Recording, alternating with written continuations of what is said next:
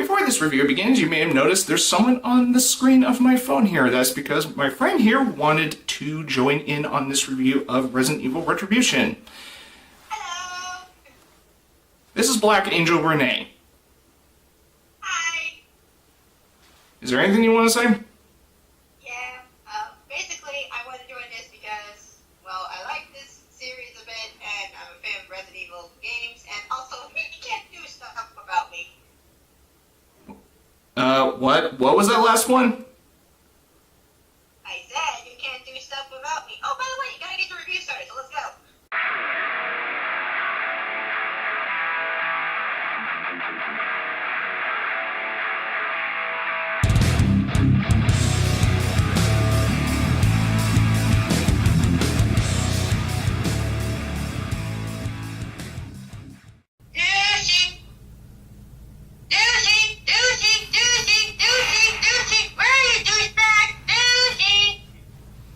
There you now.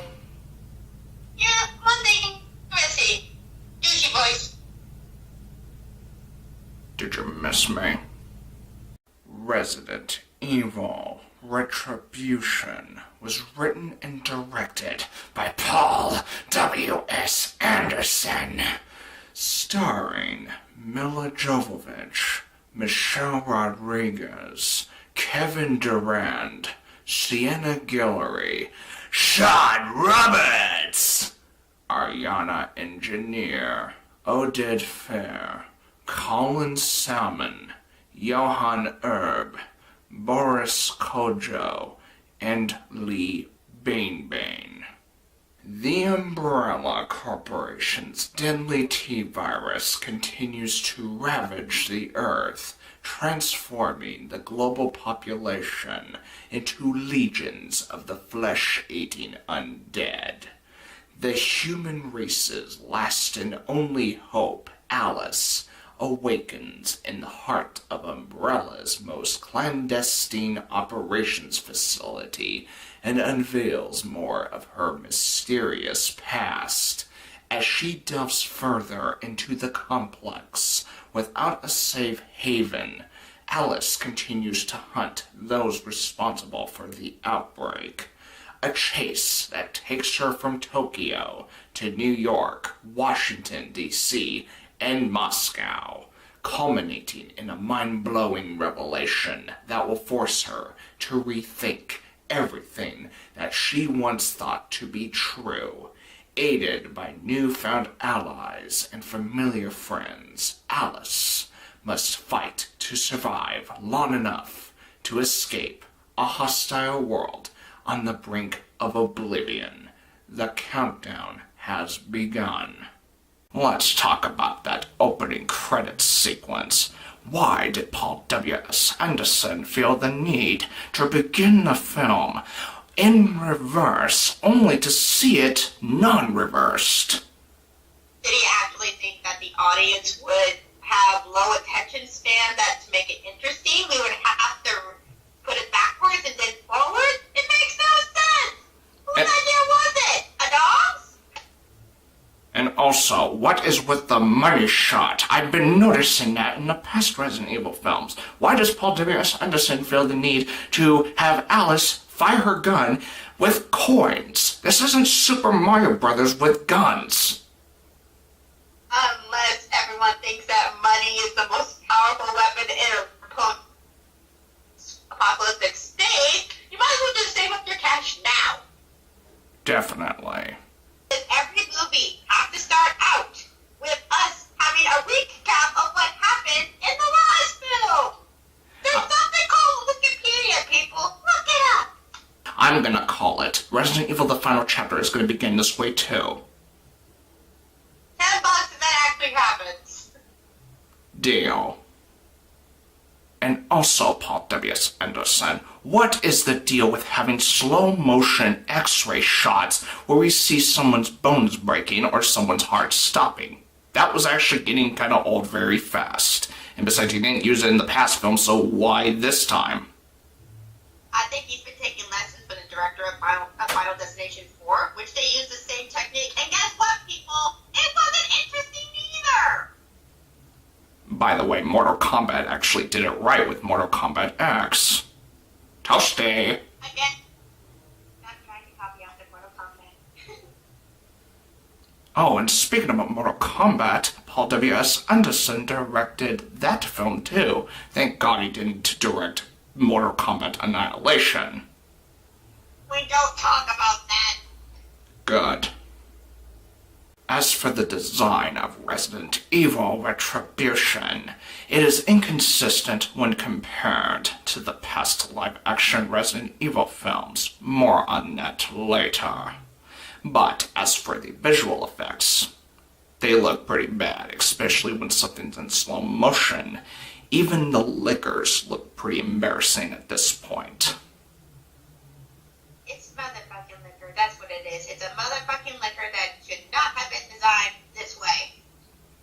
Yes, and the liquor from Resident Evil 2 actually creeped me out. Bonus points for Resident Evil 2 for doing that. Why can't the liquors in the live-action Resident Evil films be that creepy? Oh, I know why, because of Paul W.S. Anderson, that's why! Even the liquors from Resident Evil Damnation look better than this, and that's a CGI movie! Yes. The film score by Tom and Andy is forgettable in Resident Evil Retribution. That's all I can say about the music in this film.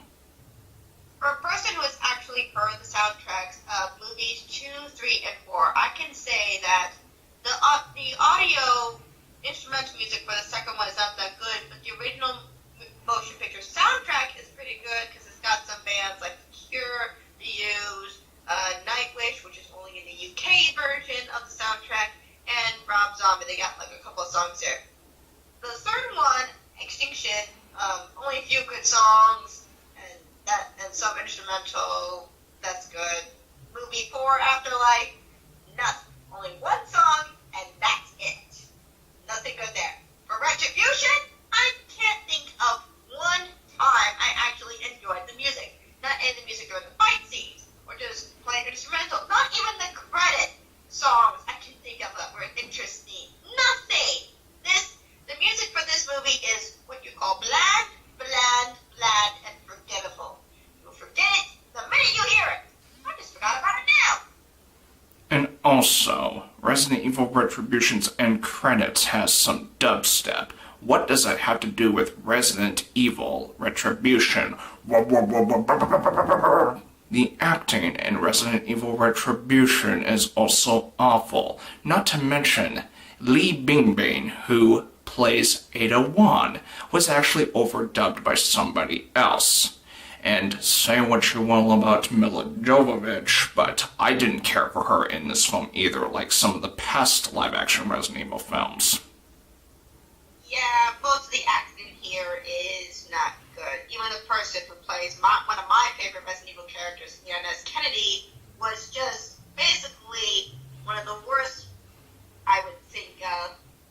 It just doesn't feel right. It feels like he's trying to way overact his step, like, this is me, this is the character, and I am overstepping it.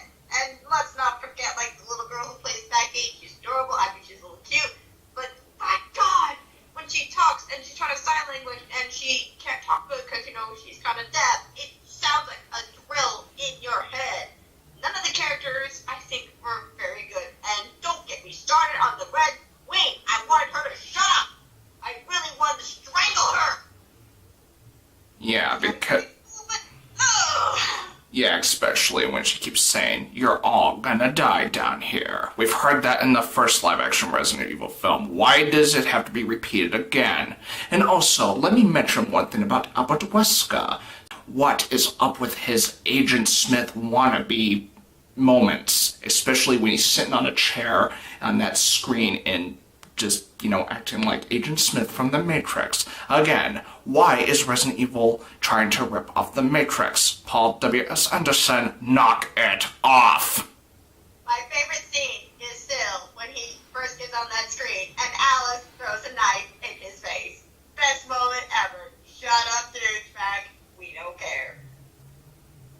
I have no comment. Yeah, you don't.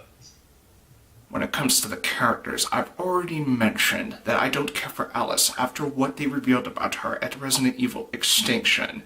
And also, characters like Barry Burton, Ada Wong, and even Leon S. Kennedy show up in this film, but they're pretty much included just for fan service. And like I said before, these live-action Resident Evil films do a really bad job at this kind of fan service. Yeah, they also brought back characters who really shouldn't have been brought back, like Carlos Oliveira, the one guy, commander guy from the first one, and even Luther West. Did they really have to bring that guy back? He didn't do much in the fourth one, and he really doesn't do much now. Yeah, and about Albert Wesker, didn't we see him get killed off at the end of Resident Evil Afterlife? How the hell did he survive that explosion? What? Clone. Sorry. There was a clone in my throat. Oh, you mean Albert Wesker could be a clone? Like Alice? A bit, or don't want to spoil too much, but Actually, she has a good point.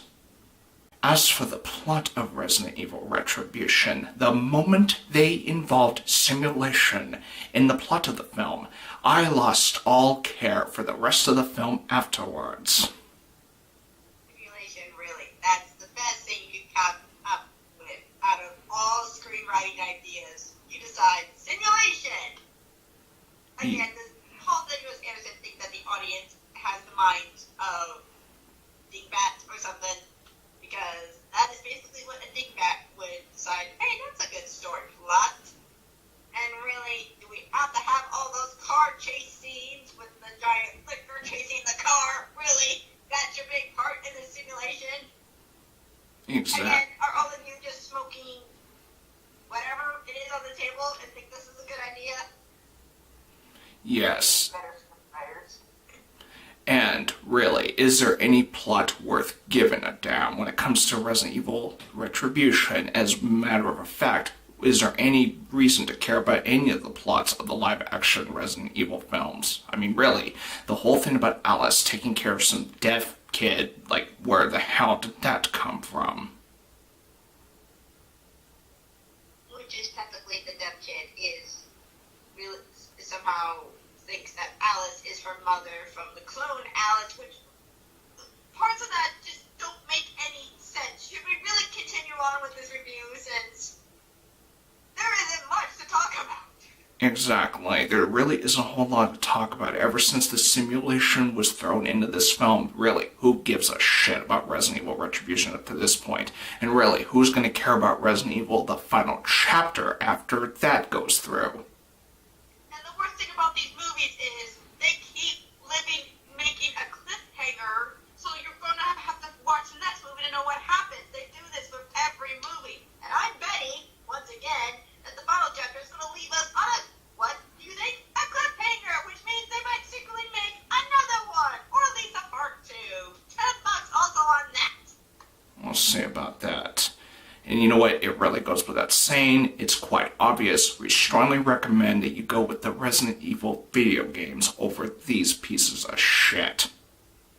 Even RE5 and RE6 have better plots story-wise and basically better action than these movies. These movies are nothing but guilty pleasures for the fan. They are nothing but guilty pleasure movie media-ness for the fan. So unless you're a fan of this Resident Evil game series, you might get a kick out of these with some of the stuff that they have. But if you're not and you want to see a good action film, these aren't for you. Should we just get to the score already?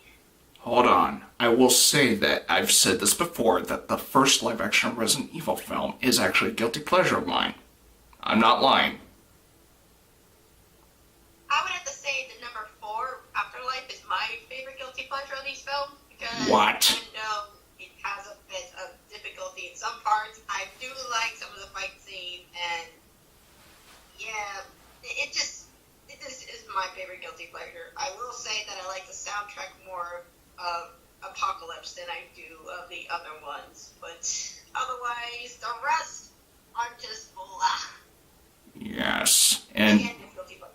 And you know what's even more funnier is that the acting in these live-action Resident Evil films actually make the voice acting in the original Resident Evil more tolerable and actually a little bit more enjoyable that way. But just don't bring up... But the original game audio is still being really acting. Yes. Heck, even Wesker is pretty awful in the original Resident Evil when it comes to voice acting. I mean, he doesn't sound like this. Yeah. Let's just wrap this up, because I'm getting tired of talking about these live-action Resident Evil films.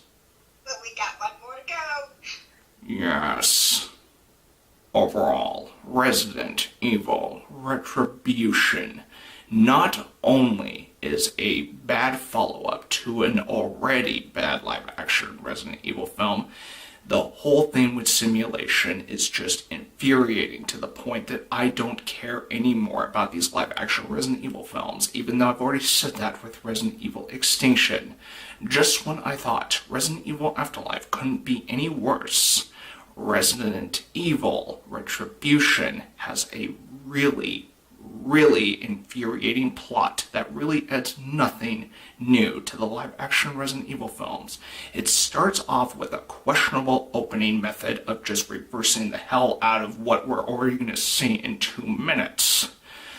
But it just isn't doing anything to redeem the past live-action Resident Evil films. I really do not want to talk about any more about this film, and I am going to give Resident Evil Retribution a 0! Nothing. This is nothing more but just a guilty pleasure for fans of the games, and they just throw everything to say, hey, let's give you more stuff to enjoy of the fans. Even though it has some good things that I enjoyed, it is still messed up. It goes all over the place, and they do nothing but just recap everything from the last films, and just bring back characters that, should have had more quality. I mean, some of these characters in the games are very fan favorites, like Ada Wong and Leoness Kennedy, but these films make them look so bland and pathetic. But I still call it a guilty pleasure because I am a fan of the games and I do enjoy the heck out of some of these movies, so I scored Resident Evil Retribution a 2.5 out of 10, plus a guilty pleasure. Kitty cat face. Sha-la-la. Why the hell did I invite her to this review? Because your ass is going to get kicked in about maybe 2 seconds. Yeah, you were the one that requested to join this review in the first place. Wait a minute, which is it?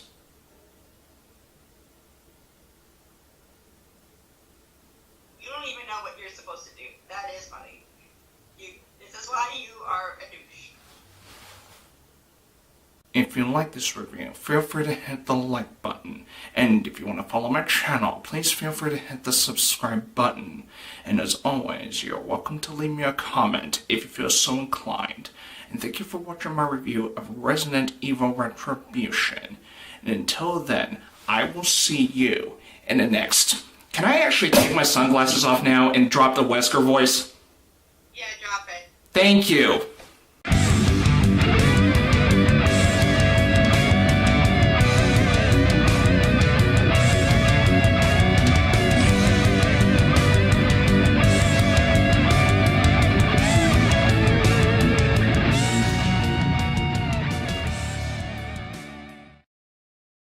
I'm a creep. She's a weirdo. What the hell is she doing here? She doesn't belong here.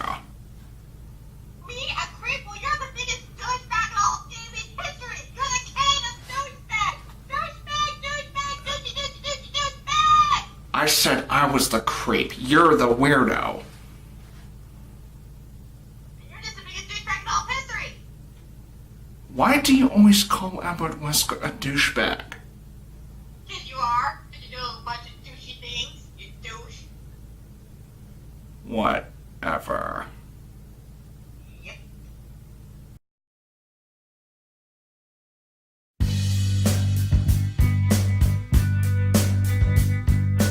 Douchey. Douchey, douchey, douchey, douchey. Douchey, douchey, douchey.